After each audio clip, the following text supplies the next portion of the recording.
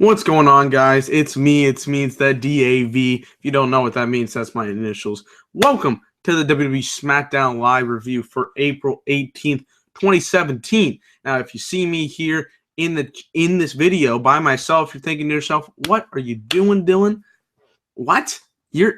Where's Mitch? Well, if you didn't watch last night's Raw review, basically Mitch cannot be able to watch the show until tomorrow because in Canada, this episode doesn't come out until tomorrow because there's a hockey game. I believe it's the Pittsburgh game that pushed this out until Wednesday night. So I was like, you know what? I'll do something a little bit special for the viewers, for the fans. And today I'm here by myself doing a SmackDown Live review. It's the first time I've done a SmackDown Live review by myself. So if you guys enjoy me here, of course, like the video for the SmackDown review. Of course, comment below your thoughts on this week's episode.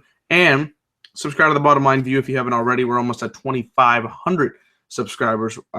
Very happy about that. We're all happy about that. Before we get into the SmackDown review, if you guys want to help us out, you don't have to pay money right out of your pocket. It just helps us out. Go to gogbox.com/TheBottomLineView. It'll help us out. Costs nothing for you. Just play the games, do the stuff on there. It helps us in the long run. So gogbox.com/TheBottomLineView. Now we're here for the April 18th, 2017 episode. I kind of realized as I started this video that I put the full 2017 review part in there, but it doesn't really matter. You guys still know what day it is. This is an interesting episode of SmackDown. We had Charlotte get her championship opportunity against Naomi. We saw Kevin Owens be the face of America, and we have a new #1 contender for the WWE Championship. I know a lot of people are going to be focusing on that last point, but we'll get into it. We'll get to that part here in a minute. Let's go ahead and get into the show. So first off, we had a recap of the new superstars involved in the Superstar Shakeup. We had Charlotte come out and be all prestigious as she always is as the Queen. Kevin Owens naming himself the new face of America. Shinsuke Nakamura doing whatever the hell he did last week. A bunch of other guys making their impact during last week's episode. I like that. It gives you a little bit of emphasis as to who we need to look forward to this week and really put the emphasis on who is going to be who's going to do the most on this episode of SmackDown. So I like that. Charlotte comes out to start this week's episode. She says, you know what? I've been on SmackDown Live for 7 days. I got on there 7 days ago, but I'm already losing patience. Well, why not? Because you haven't gotten a title shot? Of course, that is what Charlotte is inferring. She has not gotten a title shot, so she's going to ask one more time in the most robotic voice possible, why is it taking so long? The one thing I really do hate about Charlotte, or not like about Charlotte, is her promo skills are just the worst. The robotic sound of it is just really annoying, and it doesn't get anybody over. It doesn't get anybody excited. It does get me to hate her, I guess, so maybe that's the point. So she's wanting her title shot. Naomi comes out. She says, you know what, this is SmackDown Live. We don't have kings or queens, which I find funny because kings is Raw. Triple H, that was a good line as well. We have champions. I know what you're all about, and I know what you want, so I'll give you what you want because I'm not scared. Again, it's weird coming out of Naomi because the way she says it kind of sounds very stereotypical. I don't know. She says, we'll do this right now, right here, right now. Let's get it on. She starts attacking Charlotte, beats the crap out of her, throws her out of the ring. She goes back Charlotte tries to go back in the ring, and Naomi kicks her out. So that was good. Shane comes out. Love his entrance, man. He just gets so hyped about it. He's like, Charlotte, you know what? You've earned it because you are the former Raw Women's Champion. You've done all your best over there on Raw. We're going to put you an emphasis on SmackDown. So tonight, if you beat Naomi, you get a Women's Championship match next week. So this is basically a #1 contenders match. I like this because this is back in the old days. Not the old days, back not even a long time ago. I'm saying like before this new era thing. If you beat the champion, you get to be #1 contender. That's kind of how it works. So that's good. That's still a rule. That's good. Charlotte tries to go back in and attack Naomi. She does, but Naomi throws Charlotte out of the ring. We're building to tonight's match. Effective. I just don't like Charlotte that much on the promo or on the mic, but it got the job accomplished, and I know what they're going for here, so that's good. Natalya is backstage. We go to commercial. We see her backstage with Shane McMahon. She says, you know what? It's not fair. Why is Charlotte getting these opportunities? I didn't get my opportunity. Shane goes, well, you did. You got your opportunity in the women's challenge match at WrestleMania. She's like, how is that fair? It was 5 other women. That's not all that fair. Carmella and Ellsworth come in. Says, you know what? We don't agree on a lot of what Natalya says, but we agreed here. We didn't get a fair opportunity. Why does Charlotte just get to come in out of nowhere and get this one-on-one opportunity? Tamina comes in. Again, why would she come in? She came in 60 seconds before Charlotte came in. I don't know how much she deserves a title shot, but she's like, you know what? Well, this is the same thing. Apparently, Shane says, well, if you just asked for it, you could have gotten it. But Natalya says, you know what? We're bickering, we're arguing, but there's another effective way to do this because it's all Charlotte's fault. Interesting. You know, you're planning. I'm guessing you're planning something for. Oops, sorry. I wanted to see the live chat. It's weird to see this going on. I don't know why do these particular people have anything involved, but whatever. WWE Boy says, Dylan, what up, my G? What's up, my brother? Solo tonight. So what did you think of Smackdown? What's up, my dude? No comments about the fucking chair. All right, let's move on. Natalya's not the greatest, but I guess they're getting the women to do something. Here's what we're going to talk about a lot. Dolph Ziggler, Erick Rowan, Jinder Mahal, Sami Zayn, Mojo Rawley, and Luke Harper 6-pack challenge for the #1 contendership for the WWE Championship at Backlash. I put my first word of this match, fuck. Why these 6 particular people? Okay, let's go down the road. Dolph Ziggler has been killed in all credibility limits. Like, he just does. I don't care about him. Erick Rowan, jobber. Jinder Mahal, jobber. Sami Zayn, we can talk about him all day if you want to. Mojo Rawley, I like him. I like his energy, just not the WWE title.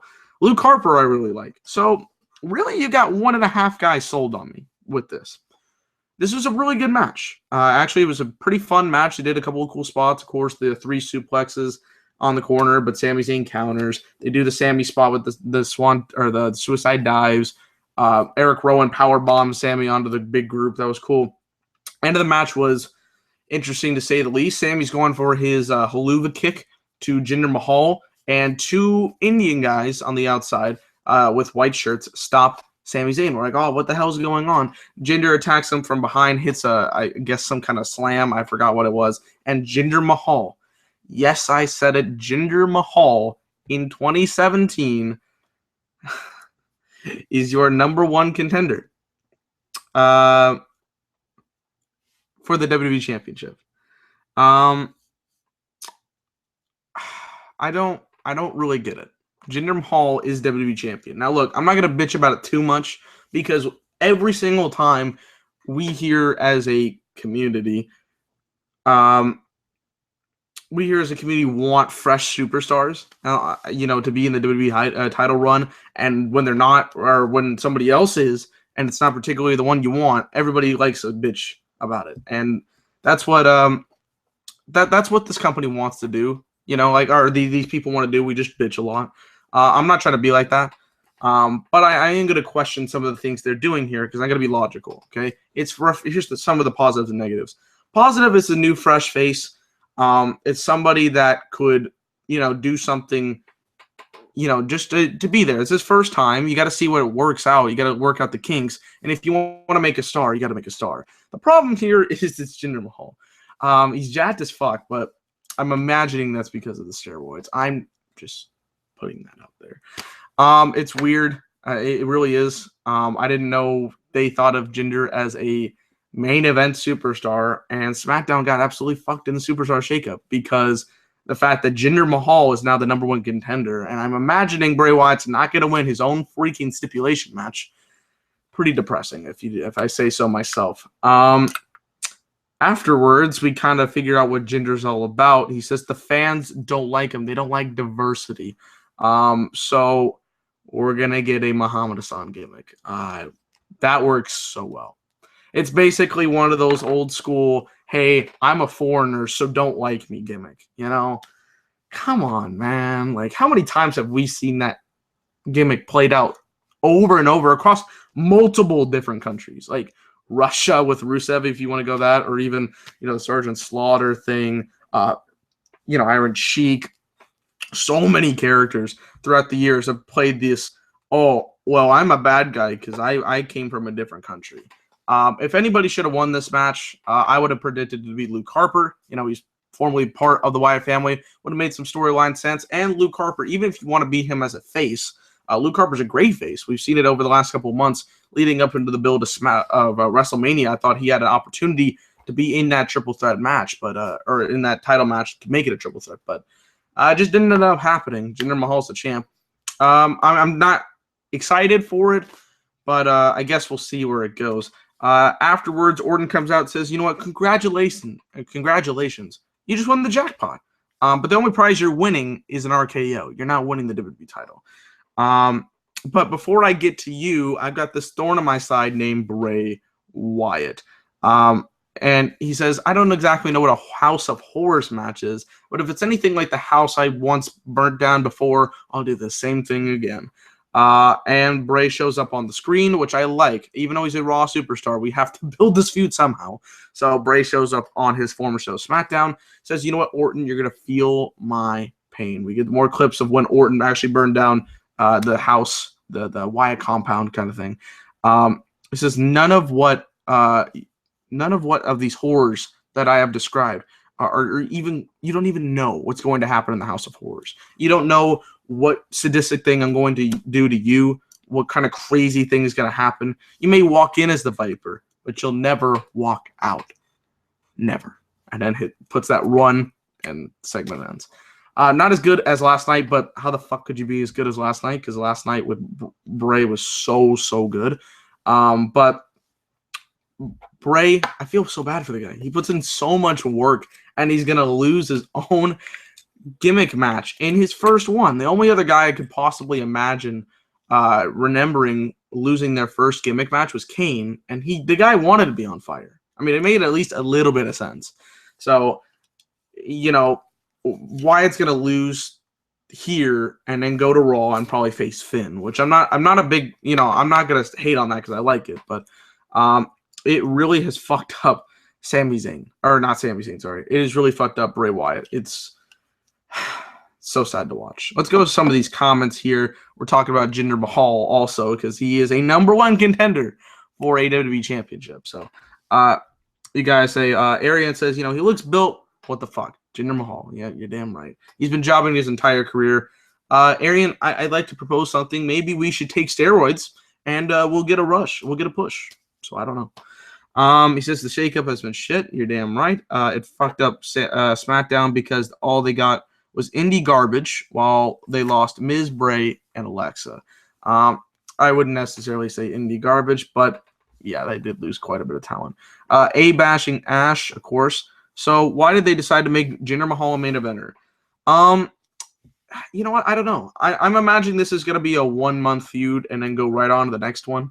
You know what I mean? Like, I don't expect Jinder Mahal to be WWE champion. I'll eat my words if that happens. But I don't see that happening. I see it as we're near the summertime, and, the summer's quite like insignificant for the WWE. Like right now, this one pay-per-view for SmackDown will be good, but then like between May and July, there's not a lot of activity going on in WWE until the build up to SummerSlam. So I'm imagining that's one of their feuds to do there, and hopefully, and it seems like they're going this way. This could be the only positive going out of this. The United States champion could be the #1 championship on SmackDown. That could be a good thing. The WWE boy says, I hope they do something good with Jinder because he's getting a push, and he could be a good heel if WWE doesn't fuck him up. He could be. I still think he could at best be a mid-carder, like a decent mid-carder, but they've been jobbing him out lately. I don't understand why he just got a push out of nowhere. Like, remember, he just got beat up by Gronk twice in the last couple of weeks. One on Raw, on WrestleMania in the pre-show, and on SmackDown last week. So I was kind of like, out of nowhere, WWE title shot. And by the way, they did this Bollywood Boys thing for no reason. Like, they didn't bring him up ever again. I guess they're going to bring him up next week, but no fan that doesn't watch or that strictly watches WWE knows who these people are. So that was confusing. But yeah, I'm willing to give anything a chance. And again, like I said, I don't expect this to be a long-term feud, so we'll just see how it goes. Let's move on here. We get a Nakamura video package. Thank freaking God. This is the only thing Nakamura did on the show tonight, but I like that they're actually... For the last 2 weeks, we've been complaining about what is the character of Nakamura. We finally got a little bit of the answer tonight. He's the biggest star in Japan. He's coming over. He's got that strong style. He really does like the kicking style, the really hard-hitting style. I love how they brought up the Kinshasa, like that solid move. It's one of the best finishers in WWE, so I really like how they brought that up. It's like, oh, the Kinshasa is a deadly move. It's actually broken Samoa Joe's jaw, so I like that. They bring up he's a former two-time NXT champion, so they're bringing some credibility into him, and we're finding a little bit more about Shinsuke Nakamura. He brought up last week, like, who is Shinsuke Nakamura? Here's your answer. Good. Let's continue to build on that. AJ Styles backstage. He says, or he gets a question, says, who would you rather face for the U.S. title after Payback? Would you rather face Chris Jericho, who would go to SmackDown Live if he wins the United States Championship, or the face of America, Kevin Owens? Styles says it really doesn't matter. I've got the home field advantage because SmackDown is my place. Baron Corbin shows up. He says, why are you interviewing AJ Styles? Who cares about AJ Styles? And AJ says, well, you know what? Because I won this week. Or I won last week. I won the triple threat #1 contenders match for the United States Championship. Corbin says, you know what? I was a man. You guys just, got on my bandwagon and got a #1 contendership match. I went to Kevin Owens first, like a man, and faced on him one-on-one. And he's in the business of winning. AJ Styles, you know what? All right, I'm in the business of winning. I'll do it again tonight if you want to. And Corbin's like, you know what? That's fine with me. Just remember you asked for this. So Corbin, AJ Styles, they're going to have a match later on tonight for the main event. I like that. Corbin, I was kind of wondering, like, why the hell is he not in the WWE Championship, feud? Or in that six-pack challenge? I'm like, what the hell? I don't know. I don't understand, why Corbin wasn't in there. But I'm imagining he could be added to the United States Championship match. At least he's in this feud. So, and he did some action later on in the show that would imagine me to believe that case. So we'll see how it goes. We'll talk about that later, but that's good. Charlotte walks backstage. She sees Natalya, Carmella, Ellsworth, and Tamina. Says they're so excited to see the greatness of Charlotte on television as she gets prepared for her first SmackDown match against Naomi for the #1 contendership. A lot of #1 contendership. I don't know why. Charlotte walks through this little group, and Natalya bumps into her. I was thinking, based on this, that God, my foot fell asleep. That they were going to cost her the #1 contendership, but no. Charlotte and Naomi wrestled their match. And Charlotte won with a natural selection. Thought it was a good match. I was enjoying it for a little bit. Naomi is good. I kind of see people talking about her botching and whatnot. She's a good women's champion. She's energetic and something different, so I like that. Charlotte beats her with no cheating, so that's good. I've always complained about we need a little bit of what's the word? We need a little bit of something to get us excited about Charlotte. We don't want her to see cheats every single week. It's just not as fun. We need to see her actually win a clean match, and she does. So that's key. I was really confused as to why the women did not, women and Ellsworth, if you want to call them a woman, whatever. I was surprised that they did not do anything in the match. My guess is that next week, since this match is going to be for the championship on SmackDown Live next week, I'm imagining that they're going to attack in that match. Maybe cause a disqualification, and we get some kind of multi-woman match feud again, which is annoying as hell.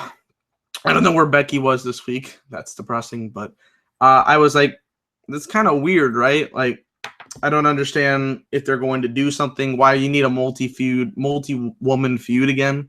Like, we need a one-on-one feud. Put these women to the wayside, or have them in a second feud like you had a couple of months ago where Nikki and Natalya were a second feud to the other women. I don't know where that's going to go, but not a huge fan of that subplot. But I do like that there's a subplot. That's a good thing. And Naomi and Charlotte going to face off again next week for the title. So that's positive. The match was okay here. Let's get to some comments once again. What the fuck? Oh, this is from Taz Clark. What the fuck is going on with WWE? Both shows are terrible. The shakeup is more of a shakedown. Bullshit. SmackDown has not been the best in the last 2 weeks. I think it got better this week. It got close to its form. It's just with that talent, it's really hurting them. And that's a key thing, that talent. Devastation of taking Bray, Miz, Ambrose, other people that were valuable to the roster and going over to Raw and making Raw a better product. We saw it last night. It was actually better than it has been quite a bit. So maybe they're trying to make Raw the bigger show. I don't exactly know, but it is hurting SmackDown, at least for right now. Let's see. People were saying Shinsuke sucks. 2 people, actually. Arian says Corbin over Sami Zayn. I would agree. WWE Boy says, I want Crime Time back to WWE, you and everybody else, because I love me some Crime Time, baby. Those were the best vignettes back in that. By the way, go check out Mitch's video. WWE vignettes are dead. That was a really good, fun video to watch there. Crime Time are the best. Arian goes on his rants about Charlotte. Again, I don't think she's the worst, but SmackDown, I guess, did get a D grade, or because we went from Alexa Bliss to Charlotte. Whether you want to call that or whatever you want to call that. It's not as good as it once was. Let's move on here. We have Primo and Epico, and I thought they were not the Shining Stars. The announcers never brought up the fact that they were the Shining Stars, but if you look on their wrestling trunks, they do still say the Shining Stars versus American Alpha. I'm liking this character change. And again, this is how I've always said it. If you've got a little bit of talent and you want to put in the work, you can make anybody a star. Not exactly like a main eventer, but in whatever field you want to put them in, you have a chance to make them a star if you book them correctly. When they were the Shining Stars on Raw, they were just this goofy little gimmick that nobody cared about. They're like, oh, the Shining Stars selling your trips to the fucking Caribbean. No one gives a shit. Here, they look like 2 guys that just want to kick your ass. And that's good. And they bring up the family heritage of the Cologne family. That's how they bring them up. Primo and Epico Cologne. They never brought up the fact that they were the Shining Stars. So that's good. And even if they want to bring up the Shining Stars name and moniker, it doesn't have to be this stupid Caribbean crap. It can be, oh, we are the best. We are Shining Stars. We're going to be out there and beating everybody up until we get our tag team title shot. Good. Primo and Epico actually pick up the victory against American Alpha after Epico kicks Jason Jordan from behind the ref's back, and we get a roll-up for the victory. Again, I really like American Alpha, and they just have not gotten the best hand to be dealt with on SmackDown. Like, they have not been able to I don't know if it's because they haven't capitalized or SmackDown hasn't booked them all that well. Like, they haven't gotten a lot of promo time. They haven't been able to really shine their characters. They really haven't been able to do anything good. So even in their tag team title run, it wasn't all that impressive. And the Usos, one of the best things on SmackDown right now, we're off TV this week. Not good, but we're getting another tag team to build up to, and that's a key thing right there. So Primo and Epico, good start to this new run for them, and I'm interested. And that's what you need to do. You need to get me interested in a team I wasn't interested in beforehand, and SmackDown accomplished that. So good. We get another Lana vignette. Oh, yes, sir. Can I have another? Lana, you're great. That's all I got to say about that. Ty Dillinger backstage. I had a problem, and I also liked this, okay? The same thing applied with the Shinsuke Nakamura promo earlier. Like, why is Ty Dillinger on the show? And we got an answer, but not exactly the way I would wanted it to be. He says, you know what, the beautiful thing about the WWE Universe is that they speak their mind. That's not beautiful, by the way, because most of this WWE Universe is bullshit. He says, you know what, I'll show you. I got a video that will explain it better than I can. And we get the video of Dillinger as he brings the fight. You know, he really is confident. He's very determined. He does the 10-10-10. He's perfect in the ring. He does everything flawlessly. That's why he's the perfect 10. Now, I like this because it shows us a little bit more about Ty Dillinger. What I don't like about this is that, unlike Nakamura, Dillinger was actually there. So your promo skills aren't as good if you can't explain your own character, you have to have a video show the character for you. I didn't really like that, but we're getting to see the character of Ty Dillinger because we didn't get to see it, and this is the first time we're actually hearing him talk on SmackDown. So that is a positive. We're taking baby steps here, maybe with a couple of those guys. We'll see how it goes. But Dillinger, we get a little bit of character. I'm half and half on that segment. Kevin Owens, the Face of America Open Challenge. Now, remember when John Cena did those U.S. Open challenges? Well, I don't think it's going to be anything like that, but I'm interested to see how it goes. I like his ring ramp entrance. What they did was they put a face of him on the Titantron and on their little board that you walk the entrance ramp, and underneath it says the Face of America. Boom. You put yourself out there, you make yourself look good. And I like the fresh cut that Kevin Owens has for himself, the nice little clean cut look, because the beard just doesn't makes him look even fatter. Does that make any sense? It makes him look even worse in shape because of the beard. So I like that he's clean cut and he's the Face of America. Although it would have been kind of funny if he still kept the beard and made himself look fat, because the Face of America is obesity. So, but he goes back in there and I'm like, oh shit, there's a goddamn jobber in there. And it's a good thing because it's like it plays with the Owens character, but at the same time, you're like, man, I want some legit competition. But whatever. Owens, the ring announcer starts announcing him as the U.S. champion, and he's like, you know what? You're terrible at your job. Get out. He announces himself as your United States of America champion. I like that he fully announced that. Just small. Subtle, but I like it. United States of America champion from Montreal, Quebec, Canada, Kevin Owens. And my opponent, he hands the guy the microphone, Gary Gandy from Louisville, Kentucky. I'm telling you right now, Gary Gandy and Cesar are going to be tag team champions one day. I guarantee you, my boy. He's from Kentucky, Louisville, Kentucky. That's where the show was at, so they wanted to get a little pop. The bell rings, and Owens kills this guy. Great. No jobber should be getting hits on a United States champion. Hits the power bomb in 45 seconds. Boom. Done. Easy. Effective. You got the goal accomplished. He picks up a microphone again, says, you are all lazy. You're lazy citizens of the United States. You need to put down the hot dogs, shut up, and listen to me. I like that. I like that. He says, as long as I'm champion, I will remain the Face of America. Jericho isn't going to take that title from me, and neither is AJ or anybody else. And you know what? Since I'm so passionate about America, I'm going to go over the commentary and give my insight for the main event.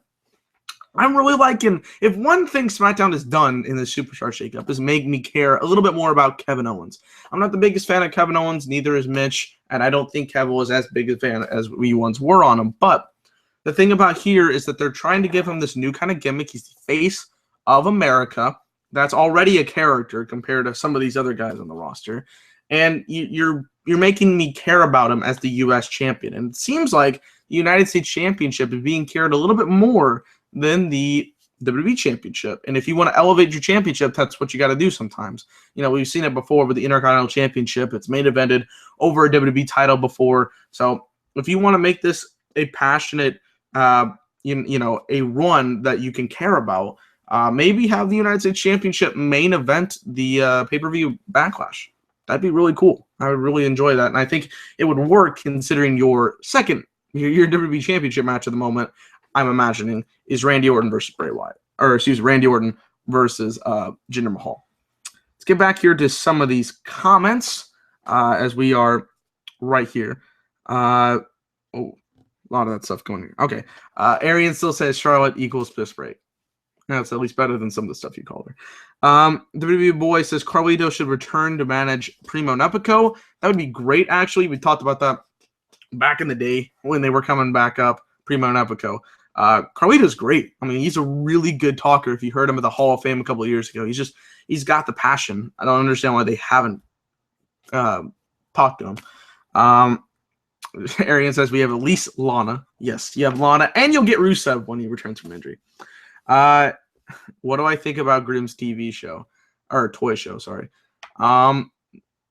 He's a big emphasis on a smart. I'll just put that out there. Trump as U.S. president, Owens as U.S. champion. If you only knew If you only knew. If you only knew. Cesar over Owens. Yes, sir. We're going to get the Cesar chant right there. Low Roller Scratcher says Jinder should be USA champion first. Not in this particular instance with Kevin Owens, but I would like him to be mid-card champion before WWE champion. WWE boy, Cesar for US champion. Mitch and Dylan for tag team champions. Yeah, dang right. I would really like that. But let's go ahead and get into your main event for the evening. We have Baron Corbin versus AJ Styles. Good about 15-minute match to end the show. Good length. These guys had a good match. These guys have really good chemistry. We saw it in their triple threat match a couple months ago with Dolph Ziggler involved. They're just really good. AJ Styles can work with anybody. And Baron Corbin's really improved. I was really disappointed by his WrestleMania pre-show performance, but maybe that was a bad combination with him and Ambrose, and they did have a good street fight 2 nights later. And we got this match. So these guys can work pretty well together. And I really enjoyed the match. The finish saw Corbin accidentally throw AJ into Owens. I don't think it was an accident. I'm pretty sure he threw him on purpose. They were both outside. Owens is on commentary, gets thrown down to his chair. AJ Styles hits a couple of moves, including the phenomenal forearm, gets back into the ring, and AJ Styles wins by countdown. Solidifies the fact that AJ Styles is still the #1 contender. Corbin's still dominant because he didn't lose by pinfall, and Kevin Owens is probably going to be mad at all 3. So maybe, just maybe, this becomes a triple threat, and I would really enjoy that because Corbin's been excellent. AJ Styles has been great on SmackDown, and Kevin Owens is getting a really big facelift from what he once was on Raw just a few months ago. So that's a positive. That's one of the biggest positives I have to say about SmackDown in the last couple of weeks is they have elevated the United States Championship. And, my man Rusev was doing that beforehand, but then they just kind of buried him. And then they had Roman Reigns win it, and that wasn't bad. That was actually quite good role for him, but that's just kind of been pushed to the wayside now. So, yeah, that is the end of this week's episode for SmackDown Live. Let's go ahead and talk about the segments I liked and talk about the segments I didn't like. For the liked part of the show, I like the opening promo with Charlotte and Naomi. It got the goal accomplished of what they want to do with this women's division. I like the match for the six-pack challenge. And I like the Randy and Bray conversations they had. I like the Nakamura video package because they explained his character. Styles and backstage was good. Let's see here. Primo and Epico. That was a good stuff right there. Lana vignette. Yes, sir. Yes, sir. I'm going to not put the Dillinger thing in there. I'm going to go half. We'll give it a half. And the Kevin Owens Face of America and the main event. So that's 9 things good for SmackDown this week. What I did not like, the Natalya backstage segment with Carmella and the others. It just didn't really work for me. The winner of said six-pack challenge. Charlotte backstage again with Naomi, or let's say Charlotte and Naomi match. Kind of thing going on. I like that the ending was there, but it's kind of confusing, so I'll put that as a 3. And that's it. I only didn't like a couple of things for sure. There were some things I'm a little edgy about. So I'm going to give this show a 6.5 out of 10. Actually, you know what? Did I think this was better than Raw? Because I gave Raw a 6. I'll give it at the same grade. I give it a 6 out of 10.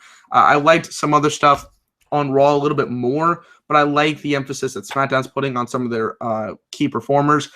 The WWE Championship is all fucked out of nowhere. The women's stuff is good. Just kind of put these other people off to the wayside. I don't really need to see Natalya and these heels do anything. I would like Carmella to get a women's title feud, actually. I would really. Carmella and of course, Becky Lynch, because I love her. But we'll see how that goes. Yeah, I mean, the United States Championship stuff is great. I'm really enjoying that. So we'll see how that goes. But that's going to do it for this episode of the SmackDown Live Review. This week's edition, April 18th. Let's get to some last comments. Arian. Rhythm is a dancer. Charlotte is cancer. She's fucking everywhere. Again, I'm not going to say much there. Off topic, but what music do you listen to? I mostly listen to rap / hip-hop nowadays. I do occasionally listen to some rock, but that was kind of my old, like a couple years ago, but I mostly listen to rap now. people will like Jinder more than Roman Reigns. Okay. I mean, yeah, because the fans are just idiots, but whatever. If Reigns was getting a Charlotte push, he would be crucified. Arian, he kind of is. Let's be honest here. He is getting that push. That's why everybody hates him to begin with. But I hope SmackDown continues to be better. I hope this Rocky star builds into something good. And we'll kind of even have to wait for that answer until after Payback, because some of these SmackDown guys are facing Raw guys for SmackDown titles. So it's weird. It's a little bit different, but we'll see how it goes. It's your boy Dylan. Let's go ahead and get to Plug City, because Plug City's the best thing on the planet. I got a new series that I'm filming out Thursday with Adam and Mitch. It's called Hangout Out of Nowhere, and here's how it goes. Me, as the host, will ask both Mitch and Adam questions about certain topics that are going around in the NFL, NBA, MLB, hockey, you name it, underwater basket weaving, damn it. That's probably not going to be one, but I'm going to ask them questions about certain topics that are going on in them, what they think about it. It's like a debate game kind of thing. More points you get, the more topics you get that I like your answers for, you get more points. Winner will get some kind of reward. I don't know what it is, but we'll be talking about certain topics, the NFL schedule. So we'll talk about some wrestling stuff, NBA playoffs, NHL playoffs, all that stuff. We're filming the first episode Thursday. We'll try to get it out there as soon as possible. My trailer for my new series, 20 by 20 Why Wrestling Isn't Cool Anymore, is going to debut this Friday, so stay tuned for that. Are you ready? I said, are you ready? You better be ready for it, because it's a new series coming up, and it's an 8-part series, guys. I got interviews with people. One you don't even know. You'll love it. And some other guys you know quite a bit will get more in-depth about that. NBA previews as soon as every round is over. We'll talk about the next round of the NBA playoffs. And some other good stuff is coming along the way. So we appreciate every like, comment, and subscribe. If you have not subscribed to the channel, we're almost at 2,500. Right now, at this count of the video, we're at 2,483. So we're very close to that 2,500 mark. We appreciate you guys for being here. It's Dylan of the Bottom Line View next week. Hopefully, Mitch will be back on here. We'll be a 2-man group. Maybe if I come back, I don't know my work schedule. But appreciate it, guys. It's Dylan. Peace.